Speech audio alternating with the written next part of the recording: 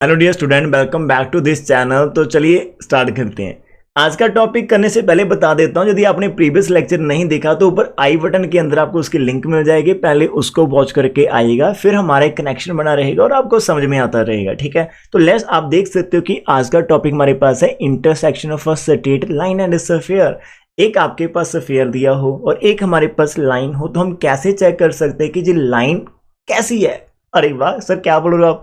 Sir को तो खुद नहीं पता चल रहा है। अब देखो, यहाँ पर एक स्फीयर हमने यहाँ पर ड्रॉ कर लिया। ठीक है, तो हमारे पास दूसरी पॉसिबिलिटी क्या है कि यदि हमारे पास कोई एक लाइन है तो क्या हो सकता है, या तो लाइन इसको क्रॉस कर सकती है यार, एक पॉसिबिलिटी ये रहेगी। ठीक है, और दूसरी पॉसिबिलिटी हमारे पास क्या हो सकती है कि हमारे पास ये जो लाइन है ये आपकी किसी एक पॉइंट के ऊपर, लाइक आप जहां पर कर लो ऐसे टच करके निकल रही हो। ठीक है, ऐसे टच करके निकल सकती हो, तो कुछ ऐसा आपके पास हो सकता है। और तीसरी पॉसिबिलिटी हमारे पास क्या रहेगी कि हमारी लाइन जो है वो इस स्फीयर को टच ही नहीं कर रही। ठीक है, तीन पॉसिबिलिटी हमारे पास है। आपको एक लाइन दी होगी और एक स्फीयर दिया होगा और उसके बारे में पूछा होगा कि what are the point of intersection.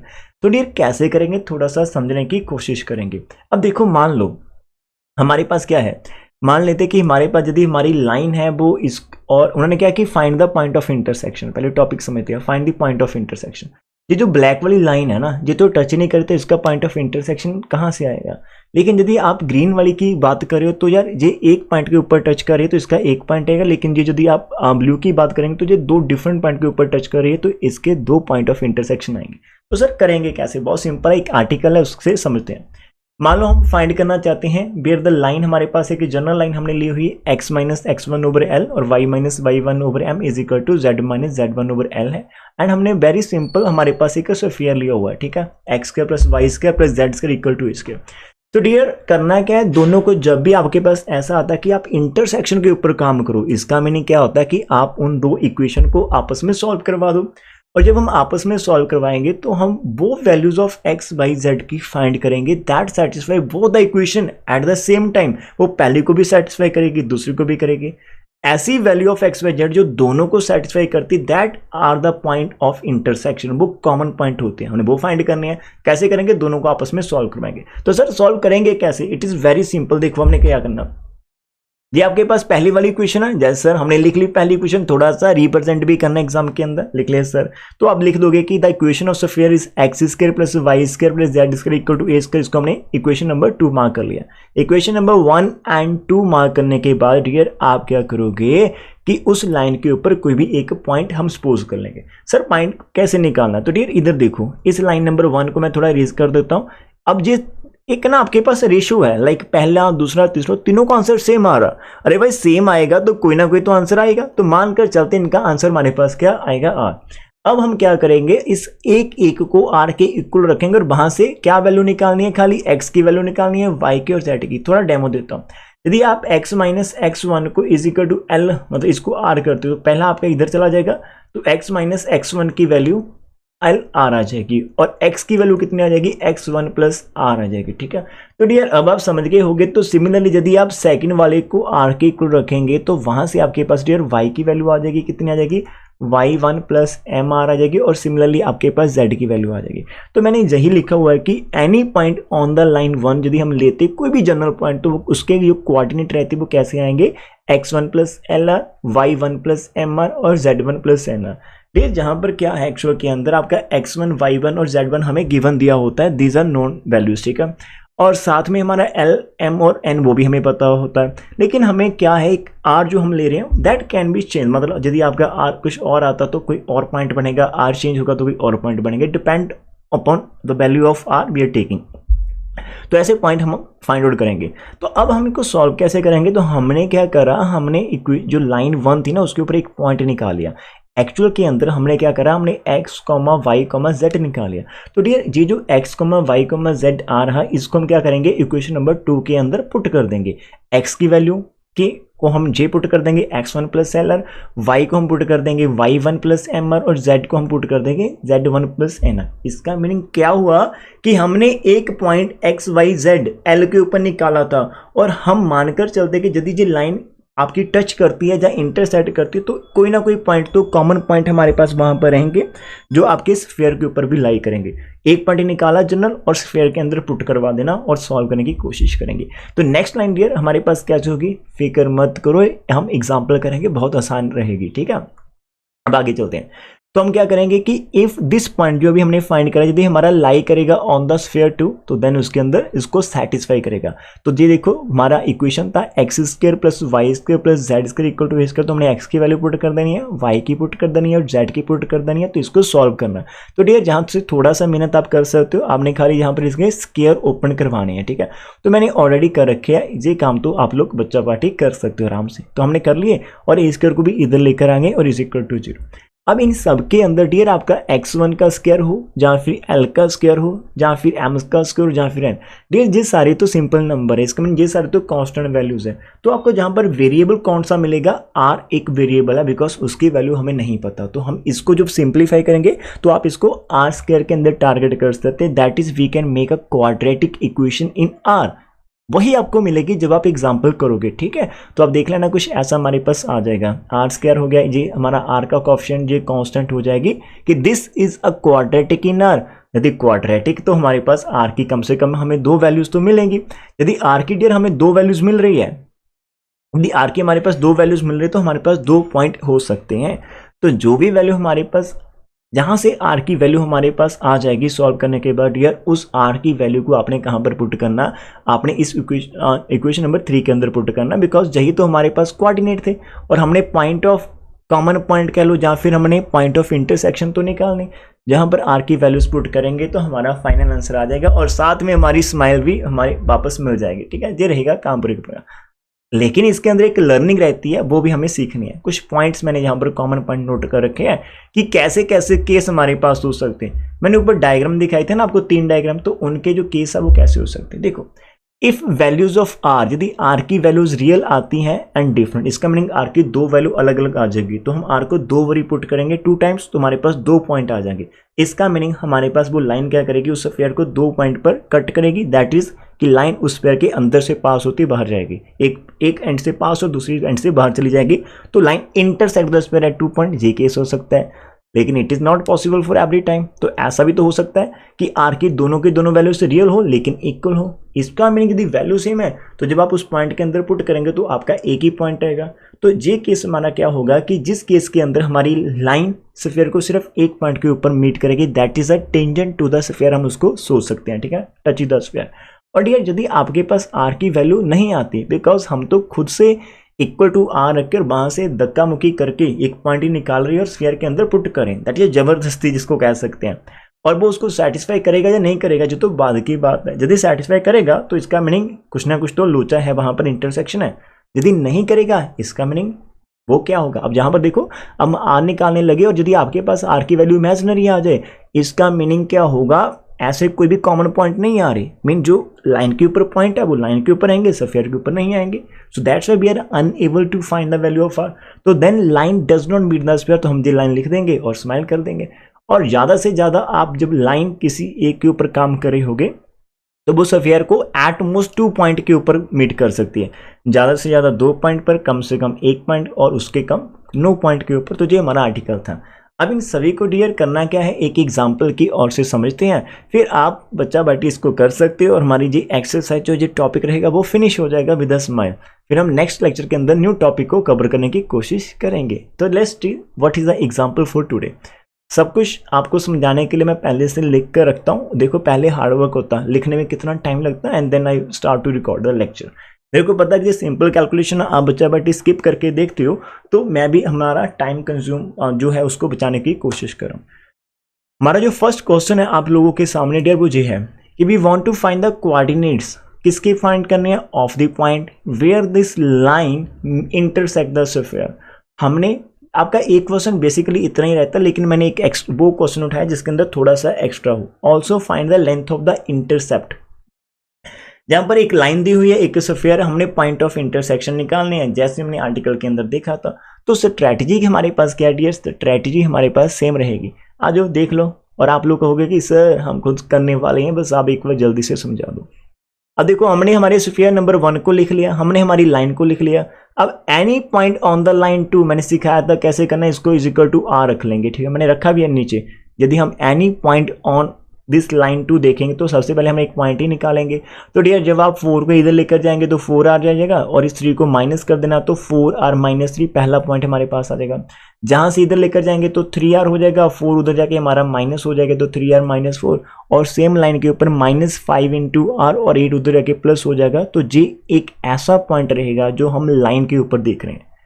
अब यदि लाइन आपकी इंटरसेक्ट करती तो डेफिनेटली ये पॉइंट कहीं ना for some value of r, I am saying कि definitely this point lie on the sphere for some value of r and our target to find that value of r, ठीक है, if it's possible. तो आगे move करेंगे। तो next line, अभी हमने सारी की सारी लाइन तो देख ली है, तो करना क्या है, तो चाय पीनी है। अरे करना क्या है बताओ, चाय पीनी सर, दिल तो सर का कर होगा चाय पीने का, तो जल्दी से इसको फिनिश करने की कोशिश करते हैं, ठीक है। आ जाओ वापस,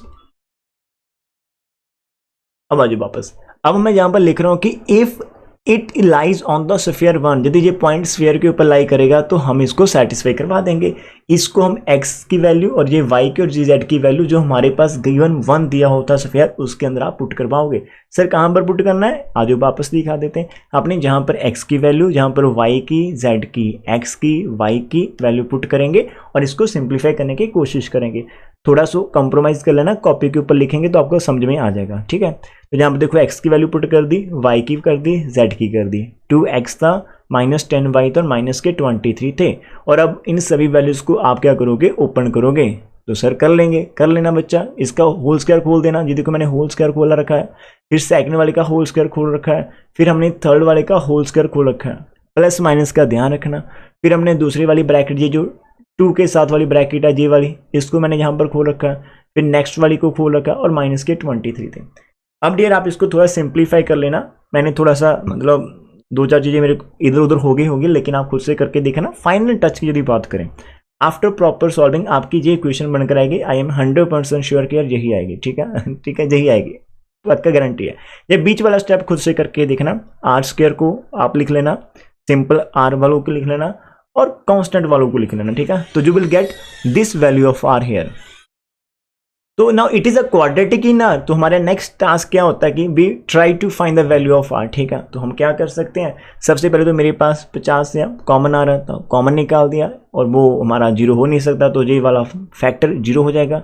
जहाँ से इसकी मिडल टर्म स्प्लिट करके फैक्टराइजेशन आप बच्चा पुट कर सकते हो। मेरे को पता है कि -3r को मैंने सेपरेट कर दिया -r और -2r के अंदर। Then we take something common from the first 2 terms and taking something common from the next 2 terms. तो जो कॉमन लेने के बाद हमारे पास r-1 इंटू r-2 आ जाएगा और यहाँ से डियर हमारे पास r की 2 वैल्यूज आ जाएगी। r is equal to 1 and r is equal to 2 हमारे पास फाइंड आउट हो जाएगा। r is equal to 1 and r is equal to 2 हमारे पास हो जाएगा। अब डियर जैसे हमारे पास r आ गया तो हमने इन r की वैल्यूज को इक्वेशन नंबर 3 कहाँ पर है, वे कहाँ पर चले गई, हाँ जी हमारे पास इक्वेशन नंबर 3 होनी चाहिए, इसके अंदर पुट करना। r की वैल्यू को इसके अंदर पुट करेंगे, 2 वैल्यूज है तो 2 पॉइंट हमारे पास आ जाएंगे जिनको हम पॉइंट ऑफ इंटरसेक्शन कहेंगे। डेफिनेटली पॉइंट ऑफ इंटरसेक्शन रहेंगे, तो ये आप लोग देख लेना। जहाँ पर r की वैल्यू पुट कर रखी है मैंने, 4 इंटू आर था, 3 इंटू आर था, -5 इंटू आर, तो सॉल्व कर लेना। 4 इंटू 1 4 माइनस 3 1 आ जाएगा, इधर माइनस का 1, तो ये पहला पॉइंट हो गया। ऐसे ही आप r इज इक्वल टू 2 को पुट कर लेना, तो आपके पास रहे ये सेकंड पॉइंट आ जाएगा। तो इतना ही काम एक्चुअल में होता है कि दीज आर दी, तो आप एक लाइन लिख सकते हो, therefore these are the point of intersection, तो therefore these are the point of intersection, you can write up to here. Basically question जो इस एक्सरसाइज के अंदर रहेंगे हमारे पास वो इतने ही रहेंगे कि find the point of intersection. समझे क्या बात? एक चीज बताना यार, क्या आप लोग शेयर करते हो वीडियोस को? कितने? यहाँ पर दिल पर हाथ रखकर बताना कि sir just be respect your teaching and be like your teaching and we want to help, जो है ना कि हमारा जो चैनल वो इतना सा चैनल है, बहुत सारे चैनल बहुत ऊपर जा चुके हैं, ठीक है। हाँ वाकई में सभी मेहनत करते हैं और मेहनत तो हमने भी स्टार्ट कर दी, बस वी नीड सम सपोर्ट। पता नहीं उनके पास ऐसे कैसी ऑडियंस है जो उनको मतलब रातों रात जहाँ तक लेकर जाती है, और मेरी ऑडियंस के ऊपर मेरे को अब यकीन है, ठीक है। हाँ कहीं ना कहीं मेरी मिस्टेक थी कि हमने गैप डाल दिया था थोड़ा सा लेक्चर के अंदर, लेकिन अब कंसिस्टेंटी बनी हुई है, कंसिस्टेंट हम हैं। आप देख लो पिछले के लेक्चर उठाकर, तो डेली वीडियो आ रही है, ठीक है, हर एक टॉपिक के ऊपर, जहाँ फिर हम 2 या 3 टॉपिक लेकर चल रहे हैं। That is my target to fill the content. हम कितने कंटेंट को लेकर आ सकते हैं इस प्लेटफॉर्म के ऊपर, सो दैट कि हर एक कैटेगरी का स्टूडेंट है take the benefit from this one and smile, ठीक है, फ्री ऑफ कॉस्ट। अभी हम स्टडी चल रही है तो बस इसको हमने क्या करना है, प्रमोट करना है।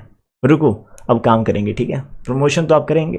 अब उसके बाद उसने बोला था कि लेंथ ऑफ इंटरसेप्ट। अरे भाई यदि आपका सफेयर कुछ ऐसा है ना, यदि लाइन इसको 2 पॉइंट पर कट करी तो 1 पॉइंट आपका ये रहेगा, 1 पॉइंट ए। अब लेंथ ऑफ इंटरसेप्ट का मीनिंग क्या रहेगा, यदि आप पहले पॉइंट को ए मान लो ना, ए, और दूसरे को मान लो बी है, तो खाली हमने डिस्टेंस फॉर्मूला लगाना। अरे बस सर बस, यस। तो आप क्या करो, लेंथ ऑफ इंटरसेप्ट निकालोगे तो इसके ऊपर क्या करोगे, लेंथ ऑफ इंटरसेप्ट जब आप निकालोगे तो इसके ऊपर डिस्टेंस फॉर्मूला लगा दो, अंडरूट आपका 5 - 1 की स्क्वायर, फिर आपका ये जो मतलब 2 माइनस, इधर माइनस है तो मैंने लिखा हुआ है स्क्वायर, और ये आपका माइनस का 2 और इधर 3 है तो माइनस का स्क्वायर कर देना। तो जब आप सॉल्व करेंगे 5 - 1 4 का आ जाएगा, इधर आपका 3 आ जाएगा, इधर माइनस का 5 स्क्वायर कर देना, ओपन कर देना, आपका जहाँ पर √50 आ जाएगा। You can right 2 × 25। अलग अलग रूट करेंगे तो मैंने वैसे कर रखा जी, मजे ले रहा था, ठीक है, अलग। आप लोग एक झटके के अंदर इसका आंसर जो निकाल लोगे, मेरे को पता है, you are very smart and intelligent guys, ठीक है, हो गया इतना। तो दिस इज द क्वेश्चन। तो ऐसे और भी क्वेश्चन होंगे, लेकिन यार खुद से सॉल्व कर लेना आपको जो मिलेंगे, ठीक है। तो don't worry about this kind of topic. तो ये क्वेश्चन टॉपिक अब तक का सबसे इजी वाला था, लेकिन एक होमवर्क आपके लिए है, जहाँ पर, कहाँ पर है, आज होमवर्क, यस। तो this is the homework for you. कहाँ पर क्या ये, यस, आई थिंक आपको दिख रहा होगा, ठीक है, क्या दिख रहा है, ओके सर। अब आपने find the point of intersection करने हैं, एक खुद से कर लेना, इस लाइन के point of intersection and this sphere. ये आपका स्फीयर दिया हुआ और ये हमारी लाइन है। तो ये इसके अंदर मैं आंसर बता ही देता हूँ। आप क्या करोगे, सबसे पहले जहाँ से कोई ना कोई पॉइंट निकालेंगे, उस पॉइंट को इधर पुट करेंगे तो आपका आर के अंदर क्वाड्रेटिक आ जाएगी। जब आर के अंदर क्वाड्रेटिक आएगी तो आप उसको सॉल्व करने की कोशिश करेगा, ठीक है। आपके पास 2 मेथड रहते हैं, या तो आप फैक्टराइजेशन यूज कर सकते हैं to form the to make the factors of the quadratic equation, कि हम यार उसके फैक्टर्स बनाकर उसको सॉल्व करेंगे, तो that is a one method, you can try this one. लेकिन जो राज की बात, जो बीच की बात है, वो सुनो ध्यान से। एक्चुअल के अंदर जब आप इसके फैक्टर बनाने की कोशिश करेंगे, बनेंगे नहीं, बस टाइम जरूर वेस्ट करना वहाँ पर, वो दैट इज इंपॉर्टेंट। वो टाइम की वेस्टेज जो होगी 5 मिनट की, 2 मिनट की, 3 मिनट की, that is the true learning. इसको उससे काफ़ी अंडरस्टैंड होंगे, ठीक है, अंडरस्टैंडिंग हमारी बढ़ती है। जब हम हारते हैं, फेल होते हैं, तो that is a failure is the true teacher कह सकते हैं, हमारा लाइफ का होता है, ठीक है, जो हमें गाइड करती है यदि हम हमारे अंदर सीखने की वो चाहते हैं, ठीक है। अब इसके अंदर जब आप फैक्टर बनाएंगे, आई थिंक आपसे नहीं होंगे, तो फिर आप करोगे कैसे, आप डिस्क्रिमिनेट वाला फॉर्मूला लगा देना। कौन सा सर, डिस्क्रिमिनेट वाला आप लगा लेना, उससे तो सब कुछ -b ± अंडरूट आप b स्क्वायर -4ac आप यूज कर लेना, ठीक है। इसको कंपेयर करने के बाद जो भी आपके पास रहेंगे, ठीक है, लाइक आपकी ऐसे कुछ बनेंगे, ar² br + c बनेगा, तो आप यहाँ पर यूज कर लेना। और यहाँ से आपके पास रहेगा, मान लो कि आपका ये जो नंबर है ना, इसके अंदर माइनस का फॉर्म हो गया। यदि इसके अंदर माइनस आ जाएगा तो वो ए उल्टा में चला जाएगा, आपने पढ़ा होगा कॉम्प्लेक्स नंबर। इसका मीनिंग जो जहाँ पर आर की वैल्यूज आएंगी, that are not real values, जहाँ पर हम आर की रियल वैल्यू नहीं फाइंड कर पाएंगे। यदि आपके पास मतलब इसके अंदर आप पहले डी निकाल, तो यदि आप डी निकालना चाहते हो तो पहले डी निकाल लेना।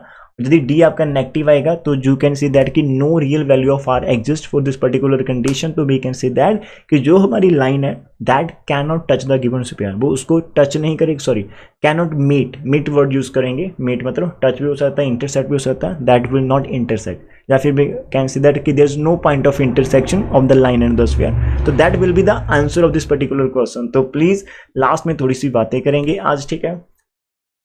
यदि आपको जिस फेयर की सीरीज मतलब गुड फील करवा रही है, बहुत जल्द हम इसको फिनिश करने की कोशिश करें, ठीक है। आप देख ही रहे होंगे कितने लेक्चर हो गए, लेकिन still it is a lengthy one. ये टॉपिक सबसे बड़े वाला है आपका एनालिटिक और सॉलिड ज्योमेट्री का।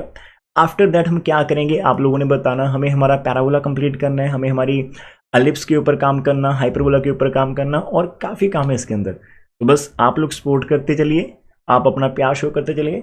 यस, आपसे बात करूँ, इधर देखो, कोई पर्सन सामने बैठा है, कितना मटेरियल आपको प्रोवाइड कर सकता है और क्यों करेगा। एक चीज़ तो है कि यार उसका उसको फेम मिल रहा है ना, कि उसको एप्रिसिएशन मिल रही है उसके वर्क के लिए, और प्लस यार उसके ऊपर जो नंबर ऑफ स्टूडेंट्स का ट्रस्ट बढ़ रहा है डे बाय डे। यदि मतलब हम वीडियो अपलोड करते हैं, यार होता है कि काम छोड़कर इतना टाइम हम वीडियो अपलोड करते हैं, और हमारी भी कुछ एक्सपेक्टेशंस होती है, हर एक पर्सन की एक्सपेक्टेशन होती है, और काफ़ी टाइम तक हम उन एक्सपेक्टेशन यदि हमारी वो फुलफिल नहीं होती तो हम काफ़ी समय तक उनके साथ थोड़ा सा चल सकते हैं। लेकिन एक टाइम आता है जब हमारी एक्सपेक्टेशन पूरी नहीं होती और देन एक हमारे पास इरिटेशन लाइक की जो हम चाहते हैं वो नहीं हो रहा, तो कहीं हम किसी गलत रॉन्ग प्लेटफॉर्म के ऊपर नहीं, तो एट दैट टाइम होता है कि एक टीचर के अंदर, एक यूट्यूबर के अंदर कि वो उसको छोड़ने की सोच सकता है।